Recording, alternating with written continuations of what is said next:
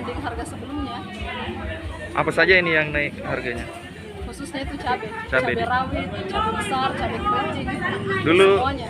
sebelumnya harga berapa aja nih yang Sebelumnya itu cabai kecil cuma harga 15 atau 20 ribuan. Sekarang bisa sampai 80 ribu per kilo? per kilo. Oh, per kilo ya. Sama Selain dengan cabai besar. Cabai besar itu sebelumnya 10-15 ribu. Sekarang bisa sampai 40 ribu. per kilo ya. Selain cabai apa lagi nih yang menaikkan harganya? Kalau bawang merah sebenarnya naik, cuman tidak sampai 10%.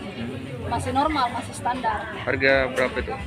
Kalau sebelumnya 20 ribu, sekarang bisa sampai 25 ribu. Mungkin berpengaruh kalau hujan kan, Iya. hujan sama pengiriman barang. Itu pengaruhnya ya, karena hujan juga ya. Iya, selain hujan biasanya juga stok barang tuh kalau pemakaian dari luar, pengiriman barang itu yang biasa stok barang di pasar kurang, makanya sampai di sini tuh agak mahal kalau ada pengiriman.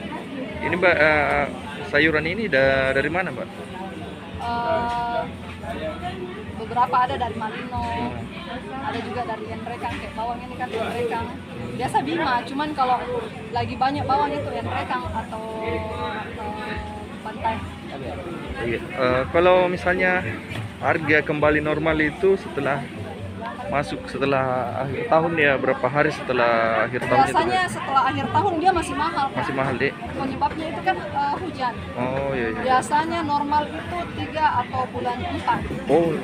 Cuman dikembalikan lagi kalau misalkan stok barang banyak, ya murah. Tapi kalau misalkan kayak begini kan memang hujan, ya itu yang biasa.